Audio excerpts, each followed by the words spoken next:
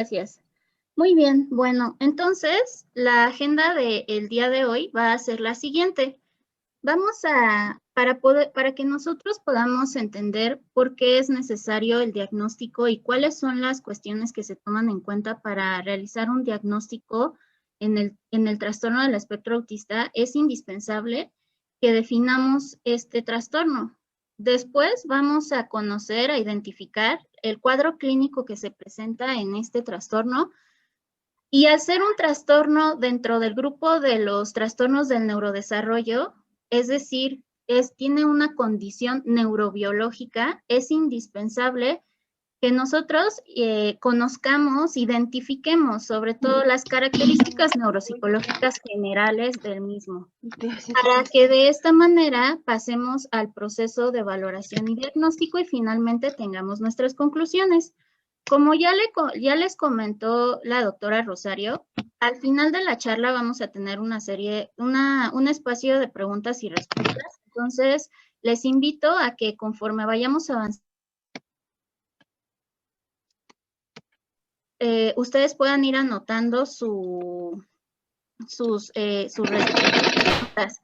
También me gustaría comentarles que para que esta charla se lleve a cabo de la mejor forma, al ingresar a la sala, apaguen sus micrófonos y así no haya distorsión en la misma. Bueno, con esto vamos a comenzar. El trastorno del espectro autista, como ya les comenté, si vamos a hablar de autismo, es fundamental que hablemos de su definición.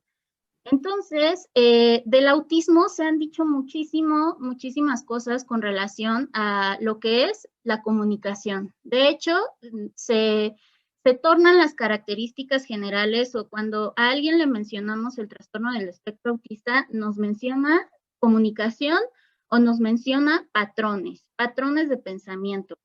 Pero esta condición, aún existen, con base en esto que acabo de mencionar, aún existen muchísimos mitos de lo que es la condición y típicamente entendemos al autismo con estas dos características esenciales, que son las que deseo yo puntuar especialmente y sobre todo en este inicio para que se nos queden muy bien grabadas, porque parte de estas características son las que nos van a marcar las pautas para poder hacer tanto diagnósticos diferenciales como también para poder determinar algunas comorbilidades con otras condiciones. Entonces, esas características son este conjunto de dificultades en dos áreas esenciales. ¿Cuáles van a ser esas áreas esenciales? Van a ser la interacción y comunicación social, así como la presencia de conductas repetitivas e intereses restringidos.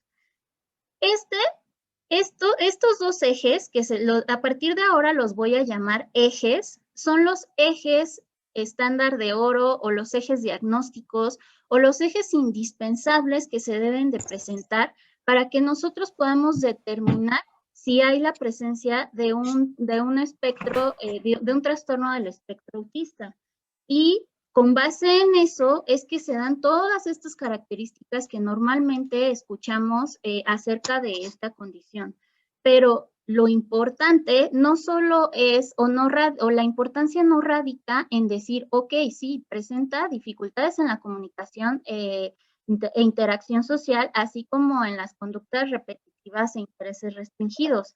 No es suficiente. ¿Por qué? Porque un diagnóstico no basta con la etiqueta, sino es indispensable poder caracterizar todo el perfil que tiene la persona que presenta este trastorno. Ahorita, a lo largo de la charla vamos a ir conociendo o vamos a ir identificando a qué me refiero cuando llamo perfil. Pero antes que nada, es muy importante, también es necesario que nosotros conozcamos de dónde nace como tal estas iniciales del TEA, del trastorno del espectro autista. Si bien nosotros antes conocíamos otras características acerca de él mismo, pero el trastorno del espectro autista no se conocía, no nació con ese nombre. Tuvo características esenciales a lo largo del tiempo para que se pudiera considerar como tal.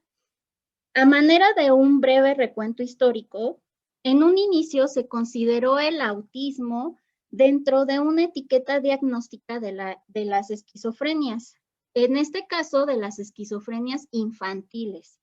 Entonces, el término de autismo, que podría decirse como tal pensamiento autista, fue mencionado por primera vez por Eugene Bleuler en 1911. Fue el primero que mencionó esta palabra, autismo, pero no, bueno, no tal como tal autismo, sino como pensamiento autista. Entonces, él menciona esta palabra para describir lo que es un síntoma esquizofrénico, este deseo infantil de evitar la realidad insatisfactoria y reemplazarla. Posteriormente, en el año de 1943, ya se da como tal, con Leo Kanner, se realizó su descripción clásica que sirvió como parteaguas para el concepto de lo que es ya lo que conocemos hoy como autismo o como autista. Él menciona o describe la intención de describir la falta de conexión con otras personas. Esta descripción, la que realiza Kanner, va a capturar o va a tener ya rasgos esenciales de lo que hoy conocemos como el trastorno del espectro autista. Reitero, para que nosotros y nosotras podamos saber por qué es trastornos del espectro autista, por qué justamente está esta palabra de espectro, es indispensable conocer la historia acerca del trastorno. Ahora, conforme fue pasando el tiempo, no fue hasta 1980 que el DSM-3, que es nuestro manual de los diagnósticos estadísticos de los trastornos mentales, fue que asumió, que mencionó o que reconoció por primera vez y propuso los criterios diagnósticos para el autismo infantil. Lo que hizo fue reclasificar o clasificó dentro de una categoría y esa categoría es conocida como trastornos del neurodesarrollo, trastornos generalizados del desarrollo.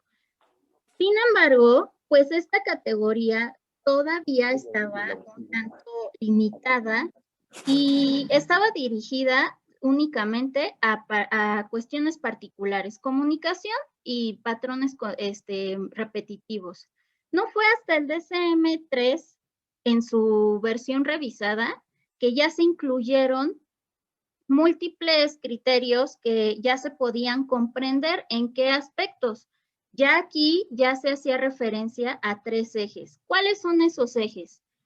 El área eje, cuando yo hable de eje, es que también estoy refiriéndome a un área. El área social, el área de la comunicación y el área de la conducta. Siguiendo en el DSM-4, ya se establecieron criterios aún más comprensivos y aquí ya se tomaron en cuenta otros factores que nos van a llevar a lo que hoy vamos nosotros también a evaluar en el aspecto de los diagnósticos en el TEA, que son los niveles de coeficiente intelectual y el grado de funcionamiento. Igual, aterrizo lo que cuando hago referencia al funcionamiento. Nosotros en nuestro día a día nos levantamos, nos bañamos,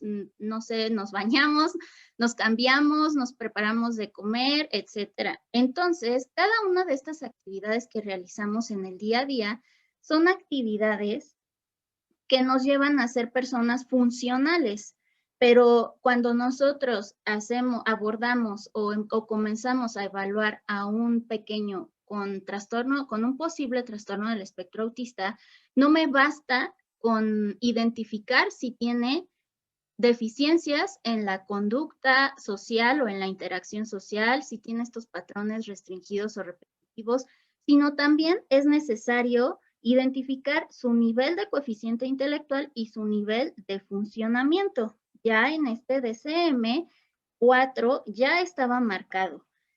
Ahora, en nuestra actual edición, que es el DSM-5, los ahora llamados trastornos del espectro autista se van a encontrar, ya no son trastornos generalizados del desarrollo. Ahora ya se van a encontrar dentro de un grupo muy importante donde se encuentran otros trastornos que se conoce como los trastornos del neurodesarrollo.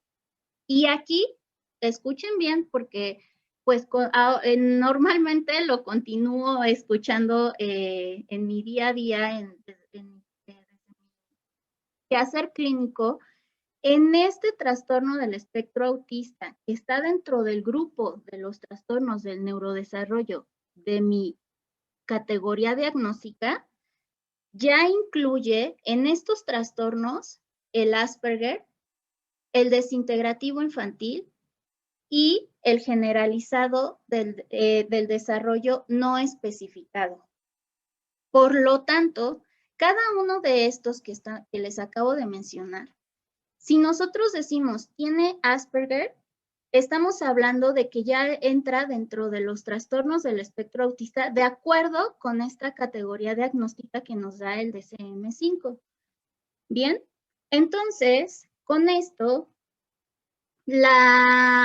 según el Instituto Nacional de Neurología, de los Desórdenes Neurológicos, menciona los trastornos del espectro autista son un grupo de trastornos complejos, recuerden cuáles acabo de mencionar, un grupo de trastornos complejos del desarrollo neurológico que se distinguen por lo que mencioné desde el inicio, por los patrones de comportamiento repetitivos y característicos y la dificultad para la comunicación e interacción social.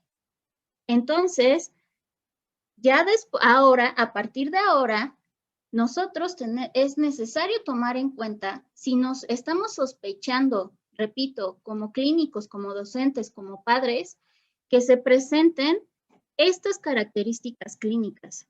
La falla en la comunicación y la interacción social y el patrón de intereses restringidos. En un momento voy a definir con mayor detalle a qué me refiero con cada uno de esos ejes. Pero antes, ¿en qué momento o cuánto se presenta el trastorno del espectro autista? Y además, ¿qué lo origina? ¿Qué hace que hablemos nosotros de un espectro? Entonces, bueno, las frecuencias descritas para el trastorno del espectro autista, hablando ahorita en este momento específicamente de Estados Unidos, han llegado cerca del 1% de la población. Pero, ¿qué sucede en México?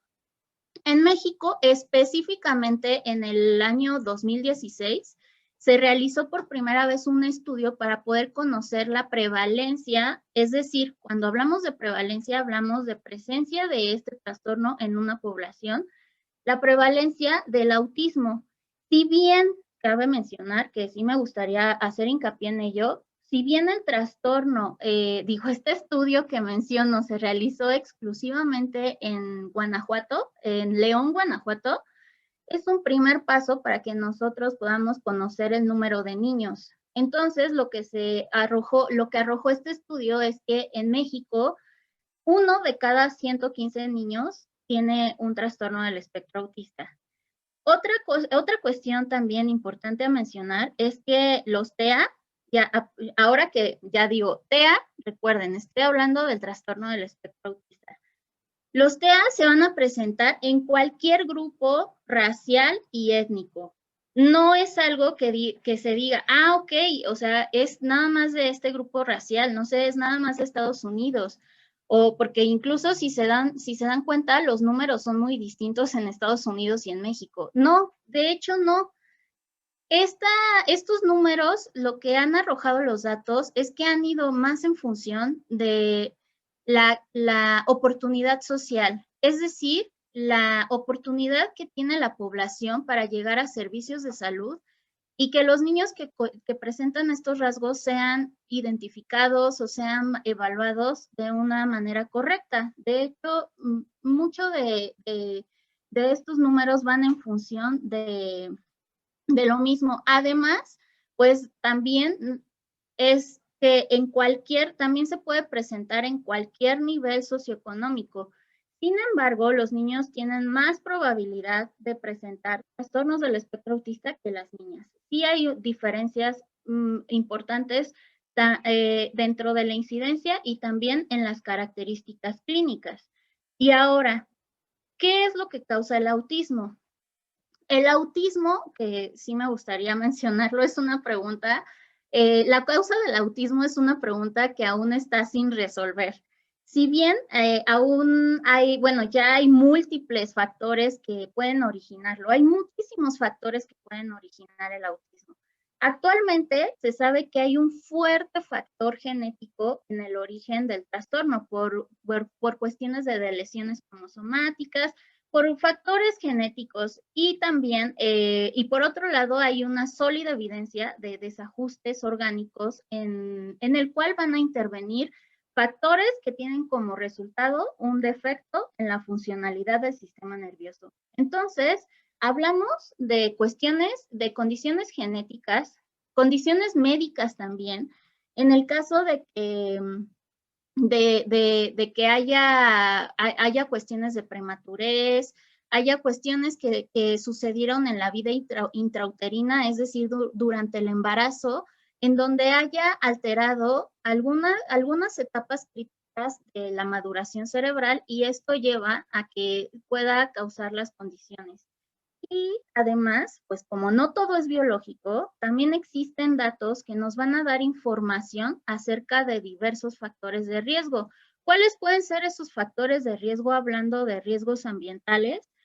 Bueno, pues pueden ser la edad avanzada de los padres, los hijos de inmigrantes de países menos desarrollados, también padecimientos prenatales, como es lo que les comentaba, en padecimiento prenatal, etapa intrauterina, cualquier proceso inflamatorio de mamá, cualquiera, desde una enfermedad viral, un curso de alguna condición nosológica de mamá, nacimiento prematuro también, bajo peso al nacer.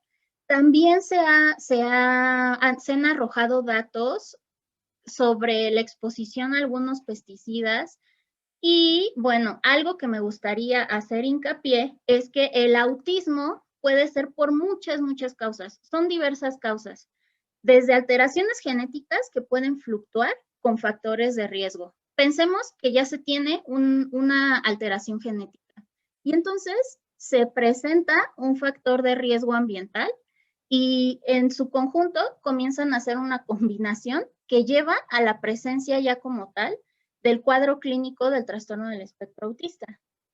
Hay una baja probabilidad de encontrar un trastorno del espectro autista puro. Normalmente se encuentran con otras condiciones nosológicas. Ahora, en un segundo punto vamos a ver lo que son nuestros criterios diagnósticos.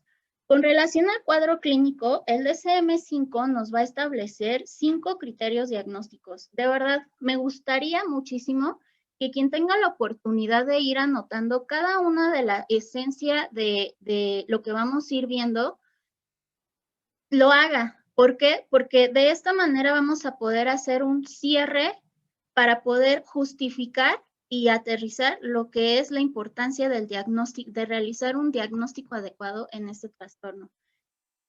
El DSM-5 nos va a dar 5 criterios diagnósticos. Para quienes no estén familiarizadas o familiarizados con lo que es los criterios diagnósticos, el DSM-5 es un compendio de categorías clínicas en donde se establecen determinadas características esenciales que debe de presentar una condición para decir que realmente es esa condición.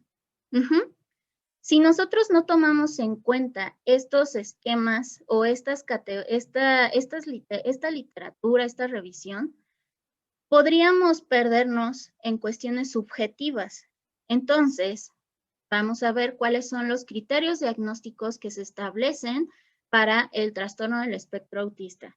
En un primer momento se nos habla de déficits persistentes en la comunicación social y la interacción social. Cuando se habla de déficits, no me estoy refiriendo o quiero que entendamos que los déficits no quiere decir que no queremos, por personalidad, no hacemos las cosas o no son dificultades. Cuando se habla de déficits es porque son impedimentos de determinadas funciones. Entonces, dice déficits persistentes. Cuando hablamos de persistencia, es que estos impedimentos se deben de presentar, deben de tener una consistencia a lo largo del tiempo. ¿Qué quiere decir esto? Que no quiere decir que si yo tengo dificultades para la comunicación social, es decir, para comunicarme con mis pares, hoy y en un mes ya la tengo. Y después, otra vez no tengo porque me deprimí y en otro mes lo dejo de tener. Eso no quiere, entonces, eso no es una persistencia. Quiere decir que a lo largo del tiempo yo debo de presentar esos impedimentos. Y cuando hablo de a lo largo del tiempo, que es lo que también vamos a tocar, es que sea desde una etapa temprana de la vida.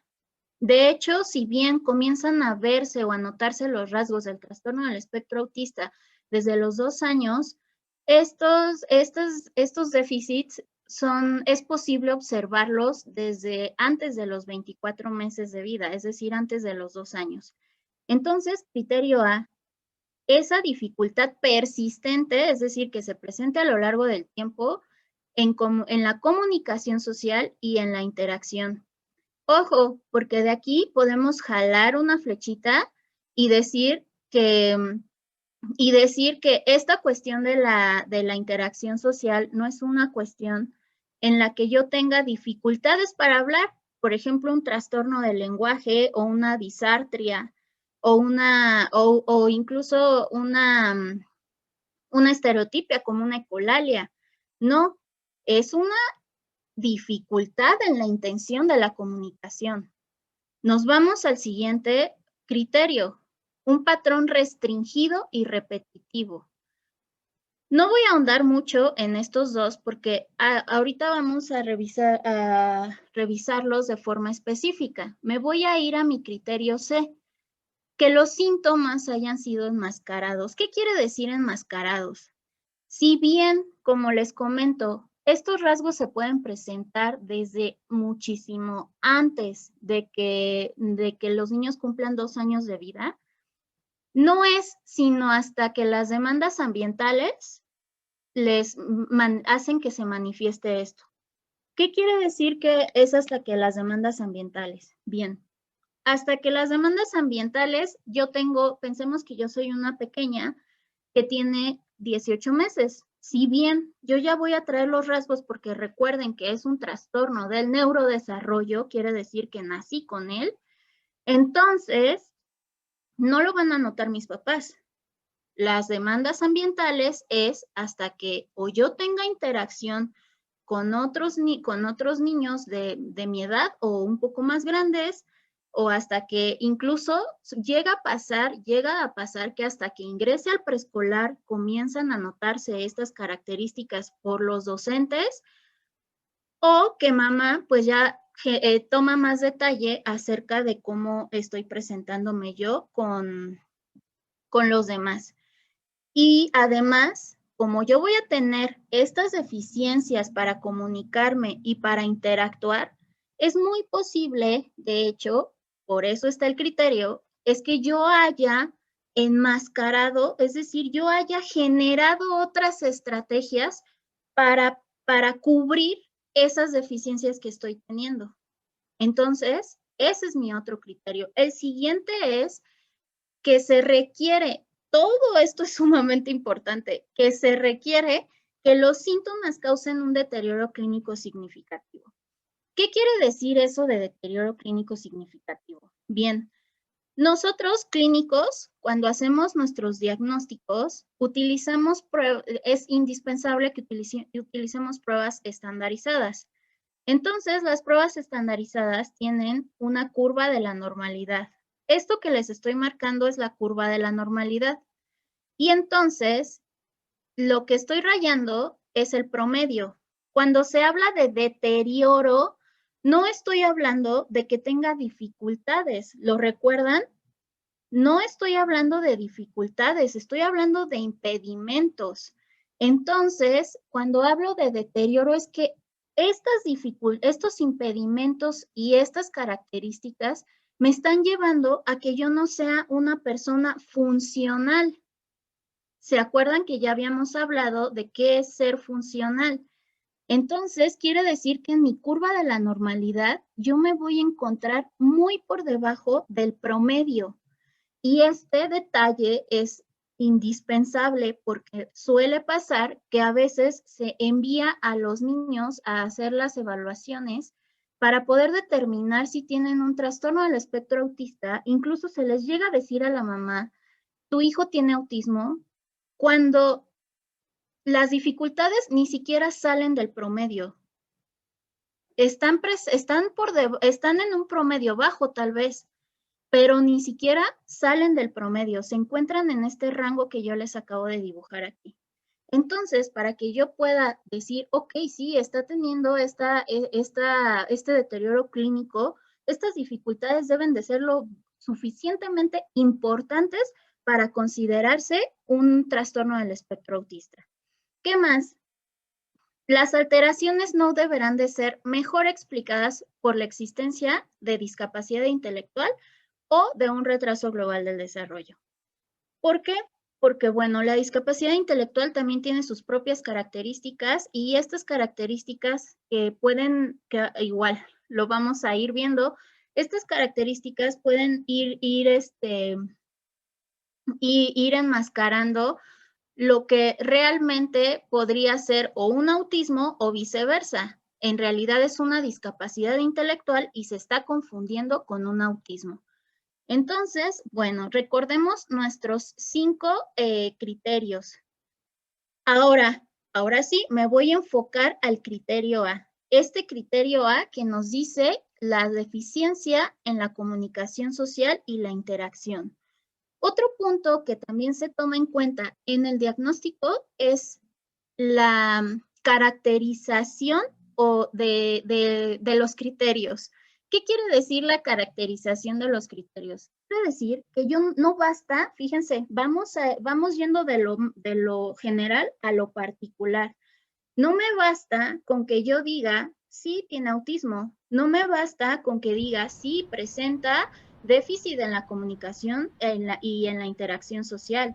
Tampoco me basta con decir que tiene conductas restringidas o intereses repetitivos, conductas repetitivas e intereses restringidos. No, yo tengo que hacer un perfil, tengo que hacer como un puntuar qué características tiene este pequeño o esta persona que está presentando el trastorno. Entonces, con relación a nuestro criterio A, que es la comunicación y la interacción social, es necesario que se aborde, se observe, se analice si esto se presenta en diversos contextos. ¿Por qué? Porque entonces, si esas deficiencias solo están presentes en casa, entonces ya no es un autismo. Si esas deficiencias están presentes en la escuela y en casa no, ya no es un autismo, ya son otros trastornos. Y otra vez, vamos a lo mismo. Esto que estoy diciendo son los mismos errores en los que se cae al realizar un diagnóstico. Me quedo con la cuestión de, es que tiene dificultades para relacionarse, no mira a las personas, y ¿dónde está esa valoración de los contextos? ¿Ya revisaste si es en absolutamente todos los contextos? Siguiente, además de identificar esta deficiencia en estas áreas, ¿qué más se necesita hacer? Bien, lo siguiente es evaluar el grado de deficiencia que tiene en cada una de estas cuestiones, que son la reciprocidad emocional. Es decir, yo llego, te saludo y te digo que estoy triste porque se me perdió mi cartera y tú no tienes esa reciprocidad emocional hacia mí acerca de lo que te estoy contando. Y aunado a que tus conductas comunicativas no verbales, que lo que coloquialmente se conoce como lenguaje corporal, tampoco se utiliza para esa interacción social. Es decir, todos, cada uno de ustedes piense hacia sí mismo, bueno, obviamente, haga un insight y diga, a ver, ¿qué es tener una conducta? Piensen que yo llego con ustedes y les digo, ¿qué crees? Se me perdió mi cartera. ¿Qué harían si yo llego con ustedes y les hago eso? Y les digo, y les comento eso. Eso que les acabo de comentar tendría, creo yo que todos tendrían que tener esta cuestión de la reciprocidad emocional, y la conducta comunicativa no verbal sería tal vez una palmada en la espalda, ¿sí? Entonces, ¿por qué? Porque, bueno, la situación, está el contexto, y entonces yo tengo esta intención comunicativa de acuerdo con el contexto. Y algo también sumamente importante, no me basta con decir que la persona tiene dificultades para relacionarse. No, yo tengo que decir si tiene dificultades para desarrollar relaciones, para mantener relaciones y para comprender las relaciones. Son tres cuestiones. Imagínense este criterio A, lo que abarca: reciprocidad emocional, conductas no verbales y además todo lo que conlleva la parte de la relación. Entonces, algo igual esencial es que, si bien tenemos nuestra categoría diagnóstica del trastorno del espectro autista, cada niño que tiene este trastorno es diferente, y podemos tener a un niño que tiene deficiencias en el desarrollo, mantenimiento y comprensión, pero es un poquito, aún las tiene, aún están las deficiencias, pero dentro de su perfil, es decir, comparándolo contra sí mismo, tiene fortalezas que puede ser la reciprocidad emocional. Entonces, el diagnóstico, o la evaluación, más que el diagnóstico, la evaluación me lleva a poder identificar el grado en el que se encuentra cada una de estas áreas dentro de esta deficiencia que es la comunicación social y la interacción. ¿Qué más?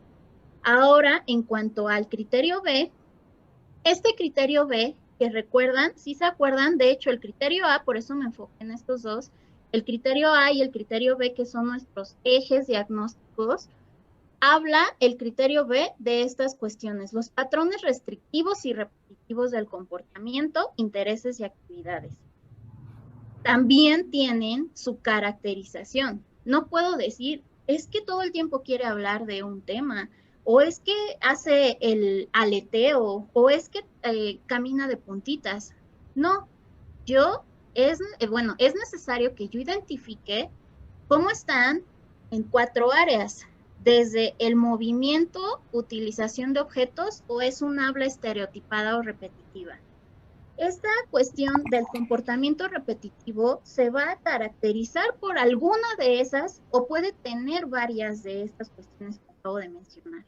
También la insistencia en la monotonía, y de hecho, dentro de las características neuropsicológicas, explica cada uno de estas cuestiones. La insistencia en la monotonía, que no puedo cambiar de rutinas, pero eso se debe a una excesiva inflexibilidad. Cuando hablo yo de inflexibilidad, lo voy a transformar a la habilidad adecuada: flexibilidad mental. Si yo estoy, no sé, si tú me hablas por teléfono y ya teníamos una cita y me la cambias, si yo soy flexible, te voy a decir, ok, está bien, vamos a hacer la cita en otro horario. Una persona, por decir un ejemplo así muy general, una persona cuando tiene dificultades en la flexibilidad, lo que va a hacer es que quizás se moleste por ese cambio de cita o ese cambio de rutina. Entonces, justo esta insistencia en la monotonía es porque está en exceso la inflexibilidad en torno a sus rutinas, y es lo que les lleva a tener estos patrones ritualizados del comportamiento. Además, los intereses muy restringidos y fijos. Estos intereses deben de ser anormales en cuanto a intensidad o foco de interés. Otra vez, cuando estamos hablando de anormalidad, recuerden, no quiere decir que tenga rasgos. Esa es la diferencia entre decir que tiene un trastorno o no. Muchos de nosotros podemos tener rasgos de determinadas condiciones, pero no quiere decir que cumplamos como tal con los criterios diagnósticos de ese trastorno. Y otra característica que me lleva a tener este criterio enorme, que es el criterio B, es la hiper o la hiporreactividad a los estímulos sensoriales. Cada uno de estos, de estas cuestiones que estamos viendo aquí, son cuestiones que se dan por alteraciones en el sistema nervioso central. Recuerden, estamos hablando de un trastorno neurobiológico y donde se dan alteraciones en el sistema nervioso central y es lo que me lleva a tener estas dificultades. Ahora, en cuanto a los grados de severidad, vamos juntando. Ya vimos que el trastorno del espectro autista abarca lo que antes conocíamos como desintegrativo infantil, Asperger, y y además también, bueno, y el autismo como tal, y además también que tiene 5 criterios diagnósticos. Conducta, bueno, criterio A, comunicación e interacción social, criterio B, conductas e intereses restringidos, criterio C, enmascaramiento, criterio D, deterioro cognitivo, y además también tenemos la cuestión de los grados. Ay, ¿me apoyan por favor con su micro? Y también tenemos la cuestión de los grados de severidad. Estos grados de severidad van en función de la ayuda que requiera el paciente en cuestión. Es decir, que para el grado 1 se requiere ayuda. ¿Qué quiere decir esto? Que sí, yo tengo dificultad, bueno, tengo deficiencias en la comunicación social que me van a causar problemas importantes, pero eso no me va a permear de una forma tan aguda la cuestión de la funcionalidad. ¿Qué más? El grado 2 que requiere, en donde se requiere ya una ayuda notable, que o sea, aún con la ayuda que me están brindando, es decir, esas herramientas que me están brindando, los problemas sociales son aparentes. Y finalmente, el grado 3, en donde ya se requiere una ayuda muy notable. En esta ayuda van a existir deficiencias, bueno, en este grado ya van a existir deficiencias graves en las aptitudes tanto de la comunicación social verbal y no verbal, y también voy a tener ya alteraciones graves en el funcionamiento. Entonces, recuerden, criterios, primero determinar criterios, si se presentan, y lo que sigue es identificar el grado de severidad con el que se presentan estas características. Como el cuadro clínico, los síntomas, cómo se va dando, todos estos síntomas asociados al trastorno del espectro autista, es posible identificarlos durante el segundo año de vida, pero como les comentaba, pueden pasar dos cosas. Sí, es posible identificarlos desde antes del segundo año de vida, claro que se requiere un entrenamiento clínico para ello, pero también sucede que no se identifican y que pasan los niños a un preescolar, es decir, un 3 años, 4 años, 5 años, y aún no se ha identificado el trastorno. Entonces, una de las características esenciales, y sí igual me gustaría hacer hincapié que no solo es en los trastornos, en el trastorno del espectro autista, sino también en todos los trastornos del neurodesarrollo, como el aprendizaje, los de la comunicación, los motores, el TDAH. Estos trastornos hay que identificar si se encuentran retrasos tempranos en el desarrollo. ¿Qué quiere decir? Nosotros tenemos algo que se conoce como hitos del desarrollo, en donde vamos presentando cómo vamos creciendo o madurando en términos motores, desde cómo sostenemos nuestra cabeza, cómo nos sentamos, cómo nos paramos, cómo caminamos, eso en cuestiones motoras, también en cuestiones del lenguaje, desde el balbuceo, las primeras palabras, la estructura de las oraciones, hasta la cuestión cognitiva en el seguimiento de estímulos, la atención a los estímulos por sí mismos también. Entonces, cada una de estas cuestiones que les acabo de mencionar tienen un parámetro de presencia a lo largo de nuestro desarrollo desde que nacemos. Como papás, como mamás, que es lo que también suelo yo recomendar muchísimo, es que cuando se es papá o mamá y tenemos a nuestro bebé que apenas acaba de nacer, es muy importante tener una libreta en donde podamos ir anotando todos estos hitos del desarrollo y saber si estos hitos se están presentando en tiempo y forma, porque también el retraso de los mismos pues son signos o señales, más bien señales de alarma que nos pueden llevar a identificar un probable trastorno. Entonces, estos retrasos tempranos en el desarrollo van a llevar a tener pérdidas en habilidades sociales y de lenguaje. Y estas pérdidas, imagínense, ustedes a los 2 meses aproximadamente tendrían que bueno, no, ya les iba a mencionar la cuestión motora.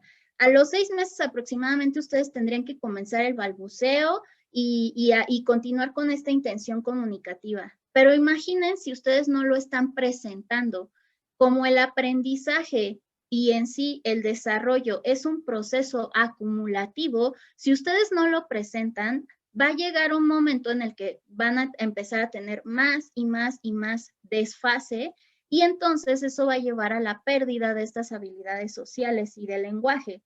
En el transcurso del segundo año de vida es cuando es más evidente esta pérdida y se va a caracterizar por falta de interés social, las interacciones sociales van a ser inusuales y estos patrones de juego y de comunicación también van a ser poco frecuentes.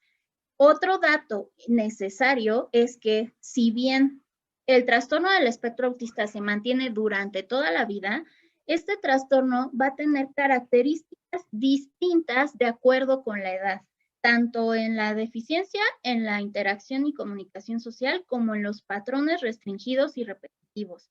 No es lo mismo la deficiencia en la comunicación en una pequeña de 6 años, en donde la deficiencia se va a notar en el juego, en los patrones del juego, a un niño de 14 años, en donde la deficiencia se va a notar en la relación con sus pares.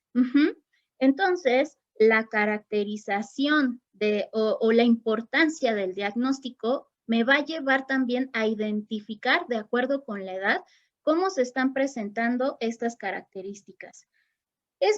Recuerdan que les había comentado que es muy baja la probabilidad de encontrar un TEA puro, es decir, un TEA solo. Es porque, bueno, hay una alta comorbilidad. ¿Con qué? Bueno, con muchísimas condiciones médicas, pero voy a mencionar algunas de las más importantes. Tienen comorbilidad con el deterioro intelectual. ¿Por qué? Porque si bien el deterioro intelectual se alimenta de las cuestiones, la capacidad intelectual más bien, se alimenta de todo el desarrollo adecuado que se va teniendo en tiempo y forma en cuestiones motoras, cuestiones lingüísticas y cuestiones cognitivas. Y todo en su conjunto es lo que nos da la capacidad intelectual. Entonces, al tener este desfase que les había mencionado hace un rato, pues toda esta capacidad intelectual se va deteriorando con el tiempo y esto también me va a llevar a esta deficiencia en ser una persona funcional o una persona adaptativa con mi entorno. ¿Qué más? Las alteraciones estructurales del lenguaje. ¿Y a qué se refiere alteraciones estructurales? En la forma de la gramática. ¿Cómo estructuro mis oraciones? ¿Cómo realizo una sintaxis acerca de mis oraciones? Y bueno, esto también es pues por este desfase que se va presentando desde los primeros años de vida y se va haciendo cada vez más y más y más grande hasta que se presentan estas alteraciones. Otra, otra característica, bueno, más bien otro trastorno con el cual puede presentarse de forma comórbida el TEA, es el trastorno por déficit de atención e hiperactividad. Los trastornos del desarrollo de la coordinación, los trastornos de ansiedad, es muy probable que se desarrolle un trastorno de ansiedad o un trastorno depresivo. Pero, ojo, porque fíjense, estamos viendo en el diagnóstico diferencial que también está discapacidad intelectual y TDAH, así como los trastornos de movimiento estereotipados. Si bien se presentan de forma comórbida, es decir, otra vez, para quienes no estén familiarizados con la palabra, es decir, que el trastorno, este círculo que estoy poniendo aquí es el trastorno del espectro autista y este otro que estoy dibujando aquí es cualquiera de estas condiciones que acabo de mencionar. Entonces, quiere decir que cada trastorno se presenta con su independencia. Es decir, tengo al trastorno del espectro autista y tiene sus características diagnósticas independientes de la discapacidad intelectual. Pero, ¿qué sucede con un diagnóstico diferencial? Cuando hablamos de diagnóstico diferencial, es decir, a ver, ¿es autismo o es un TDAH? ¿Es autismo o es un trastorno de movimientos estereotipados? ¿Qué quiere decir esto? Todos estos trastornos estas condiciones que nosotros estamos observando aquí, el síndrome de Rett, el mutismo selectivo, los trastornos del lenguaje y de la comunicación, la DI, que es la discapacidad intelectual, los motores, los movimientos estereotipados, el TDAH y la esquizofrenia, todos estos, ahora sigamos viendo nuestros círculos. ¿Qué pasa? Todos estos trastornos comparten características clínicas. Y esto es lo que se suele, a veces, no siempre, pero bueno, me ha tocado que se suele prescindir de hacer ese diagnóstico diferencial. Es un trastorno, me voy a dirigir, por ejemplo, al trastorno de movimientos estereotipados. El trastorno de los movimientos estereotipados, como lo dice su nombre, tenemos algún trastorno que no podemos, algún movimiento que no podemos controlar y que se puede confundir con una conducta repetitiva del TEA. Yo ya me quedo con eso. Es una conducta repetitiva. Esto que estoy viendo es un movimiento estereotipado. Es autismo. Cuando no me doy cuenta si la intención comunicativa está o no está. Y si además esa intención comunicativa se presenta en todos los contextos. Y además, si causa un deterioro clínico significativo. ¿Se acuerdan de nuestros criterios? Y entonces, como yo ya le vi la estereotipia, ya digo, es un trastorno del espectro autista, cuando en realidad puede que sea un trastorno de movimientos estereotipados. O por el contrario, la persona tiene deficiencias en la comunicación y me baso en que no entiende no entiende el lenguaje, el lenguaje en términos de, lo voy a decir así en términos de, no sé, de sarcasmo, de uso de modismos, no tiene interacción con las personas. Y entonces yo me quedo así como de, ok, tiene un trastorno del espectro autista porque no se sabe comunicar y no tiene relación, no se sabe relacionar con los demás. Cuando en realidad aquí estaría igualmente, sí, el TEA tiene esas características, pero el TEA no es el único que tiene esas características. Uno de los que tiene esas características es el trastorno de la comunicación social, específicamente en la pragmática, donde también se tienen esas, como les mencioné, esas deficiencias, pero ¿qué creen?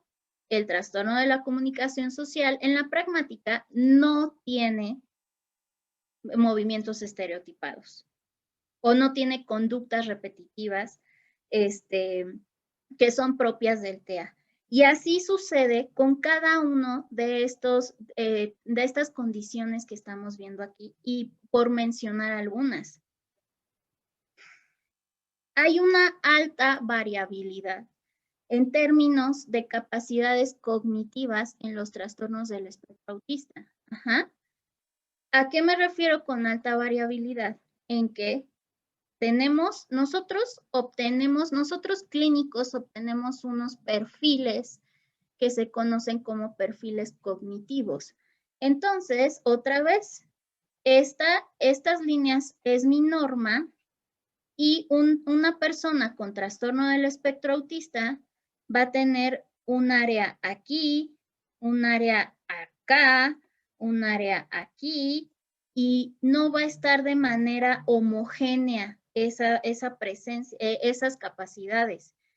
Y siempre van a estar, bueno, de acuerdo con los datos que arroja la literatura, siempre van a estar o frecuentemente van a estar esas fortalezas y esas debilidades más pronunciadas que las presentes en un perfil de una persona que no tiene un trastorno del espectro autista. Más pronunciadas es esto que les digo, donde vemos los picos así de esta manera en los perfiles. Es decir, no vemos un perfil homogéneo. ¿Cuáles son las características específicas en términos de funciones mentales que están deficientes en estos niños? De acuerdo con la literatura, vamos a tocar en un primer momento la cuestión del coeficiente intelectual. Se considera que tenemos un coeficiente intelectual, bueno, en el trastorno del espectro autista, inferior al promedio en la mitad a 3/4 partes de las personas que tienen un trastorno del espectro autista. O sea, imagínense, es más frecuente que un trastorno del espectro autista curse con un CI por debajo del promedio a que curse con un CI alto. También se ha arrojado que el CI verbal, es decir, toda esta habilidad verbal, está inferior a la capacidad no verbal de las personas que tienen este trastorno. ¿Qué quiere decir la capacidad verbal? Pues toda esta capacidad para manipular objetos, justo para manipularlos, para lograr o realizar actividades con estos objetos. Y esto es por esta característica que tienen de la hiperatención a los detalles. Además, la capacidad adaptativa es inferior al nivel intelectual. Recuerden, cuando hablo de adaptabilidad o de capacidad adaptativa, es cuando hablamos de qué tan funcional eres tú para tu día a día, cómo te desenvuelves tú o qué tan eficientemente te desenvuelves tú en tu día a día. Entonces, son dos cuestiones distintas, la capacidad adaptativa y el nivel intelectual. Yo puedo tener mi nivel intelectual en mi gráfica aquí y mi capacidad intelectual va a estar más baja. Esto, pues, porque, digo, mi capacidad adaptativa más baja. ¿Por qué? Porque por todas estas alteraciones que presento o esta caracterización de que observamos en nuestros criterios diagnósticos. Otra función que tenemos, o bueno, que los niños con trastorno del espectro autista tienen alterada es la atención. ¿Pero en cuál la atención? En una atención específica que se conoce como atención conjunta. La atención conjunta es esa habilidad para poder considerar la información de manera visual que viene así en paralelo de otras personas. Entonces por ejemplo, yo estoy platicando contigo y a la vez de que estoy platicando contigo y estoy recibiendo tu información auditiva, todo lo que me estás brindando en la plática, también de forma paralela estoy recibiendo esta información visual que me permite coordinar a nivel social mi atención con los demás. Esto me va a llevar a poder actuar en tiempo y forma de acuerdo a la información que tú me estás dando. Otro tipo de atención que está deficiente es la atención alternante. Esta atención alternante es esa capacidad para que nosotros nos podamos desenganchar. Imaginen que nosotros estamos dirigiéndonos en este círculo y estamos en este círculo y en este círculo. Y de la nada les digo, ahora pásense a este cuadrado. Lo que hicieron es desengancharse de este círculo para pasarse a este cuadrado sin tener dificultades en hacerlo.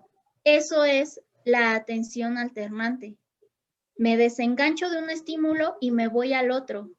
Esta dificultad para desengancharse de las personas que tienen el trastorno del espectro autista es lo que nos lleva a tener las dificultades en la flexibilidad.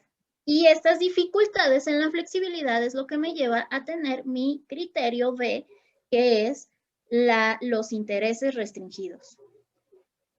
¿Lo ven? Entonces, nuestros criterios diagnósticos, si bien son importantes, yo no puedo tomarlos como totalidad sin conocer cuáles son las características neuropsicológicas que están llevando a tener esos criterios diagnósticos. Otra función que se ve afectada es la memoria, pero específicamente la memoria contextual. La memoria contextual, bueno, cabe destacar o cabe mencionar que esta dificultad en la memoria contextual es llevada o es causada más que nada por una falla en el procesamiento de la información social, que por una memoria de las situaciones del contexto. Es decir, nosotros tenemos determinadas representaciones gracias a nuestra capacidad de aprendizaje sobre los contextos, pero como tengo fallas para procesar la información, me lleva a tener problemas en esa memoria contextual, en ese reconocimiento de la fuente de proceso en el contexto para que yo pueda actuar de forma eficiente en términos de interacción social. Otra deficiencia es el lenguaje. Aquí sí cabe mencionar que estas deficiencias en el lenguaje van a estar en las 3 áreas. ¿Cuáles son esas áreas o dimensiones? La dimensión del uso, la dimensión del contenido y la dimensión de la forma. Es decir, cómo estructuro las oraciones, qué contenido le doy a esas oraciones y cómo uso esas oraciones. Estos perfiles van a tener alta variabilidad y finalmente las habilidades perceptuales. Otras áreas que también es necesario que las comente, que también están deficientes, son unas funciones que se conocen como funciones ejecutivas. Otra función muy grande, bueno, estas no son funciones, son conjunto de funciones, tanto las funciones ejecutivas como la cognición social, que nos permiten tener un adecuado desenvolvimiento en el medio. Y otra función que se conoce como teoría de la mente. Si bien no voy a tocar de forma específica cada una de estas áreas, porque eso conlleva tu tiempo, entonces, lo que quiero retomar es que el trastorno del espectro autista es un desorden neurobiológico que se va a diagnosticar por conducta. Nosotros tenemos mucha, a pesar de todos los datos y de que estamos seguros que el trastorno del espectro autista es una condición neurobiológica, la única manera que tenemos de diagnosticarlo es observando conducta y ejerciendo lo que es la parte clínica. ¿Qué quiere decir la parte clínica? Nuevamente, la observación. Y además es indispensable apoyarse de un equipo multidisciplinario para poder comprender mejor la condición por todo lo que ya vimos anteriormente.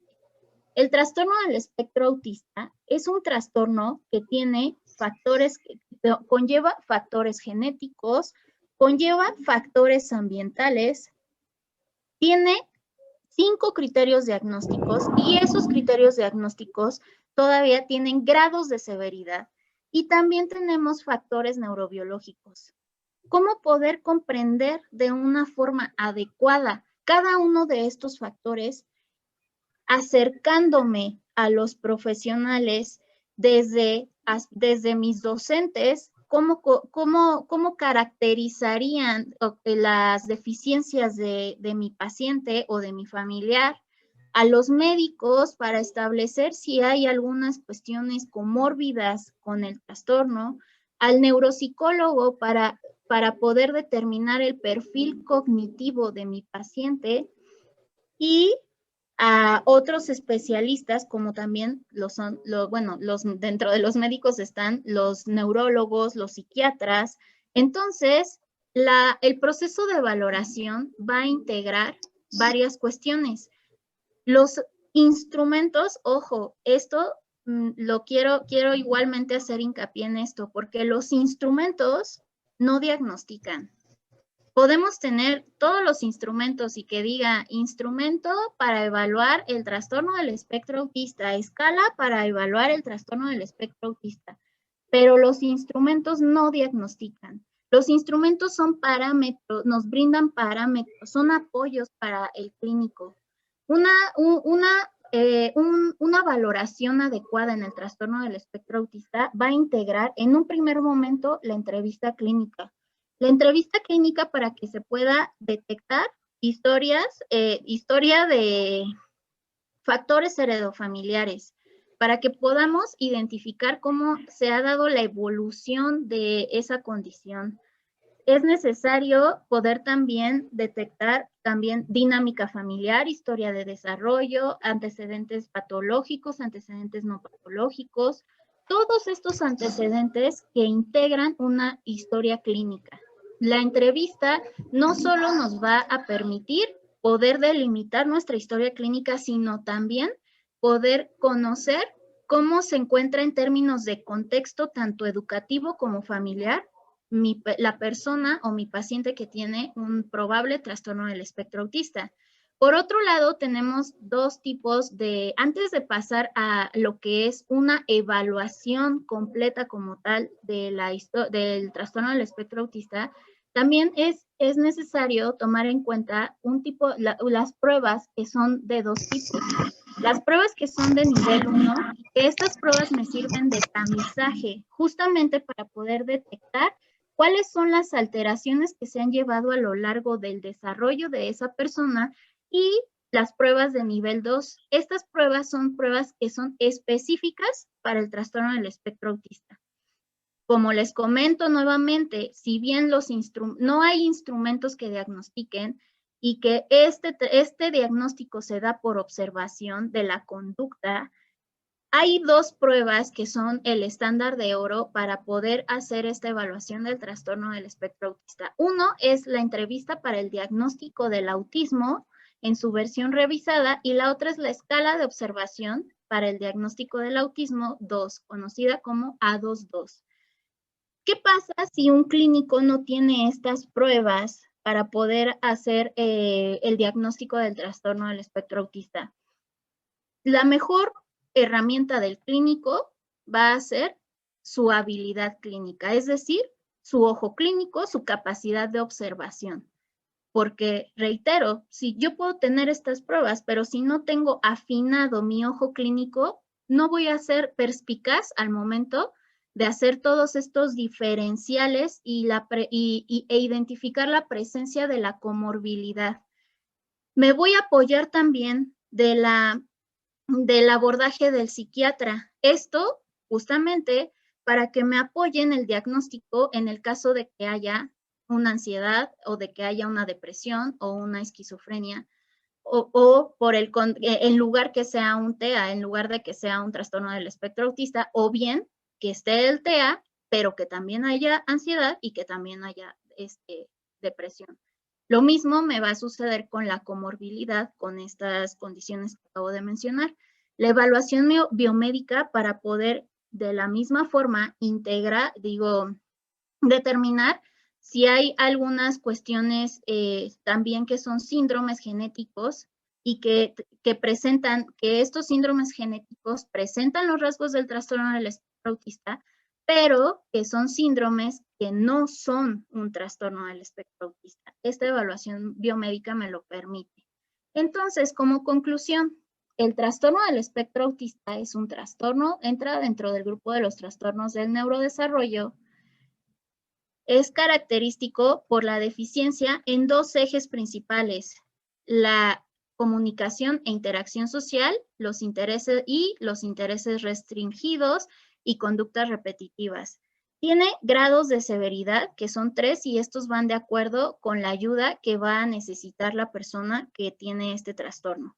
Las características van a variar de acuerdo con la edad y los componentes cognitivos, tiene componentes cognitivos específicos. Esos componentes cognitivos son estas características neuropsicológicas que les he mencionado, tienen una alta comorbilidad con otros trastornos y también hay frecuentes falsos positivos por no tener esa diferenciación. Un diagnóstico adecuado me va a ayudar a varias cuestiones. En un primer momento, a identificar criterios con exactitud, los criterios que ya mencionamos. Determinar qué grado de severidad es el que está presentando. Detectar si hay comorbilidades que pueden influir en el abordaje terapéutico. Nos va a ayudar a excluir rasgos que con otras condiciones, si es que están presentes. Nos va a apoyar a determinar qué perfil de habilidades cognitivas hay, identificar el nivel de función adaptativa, es decir, ya detecté que sí tienes el trastorno, ya detecté qué características cognitivas estás teniendo. Ahora, ¿cómo va a afectar esto en tu capacidad adaptativa? ¿Qué tan funcional vas a ser como ser humano ante el contexto?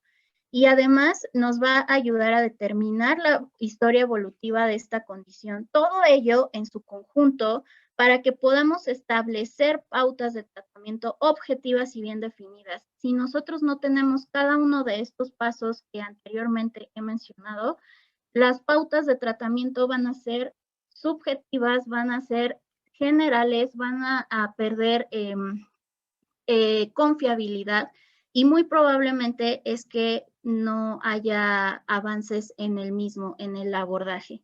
Entonces, bueno, pues eso es todo.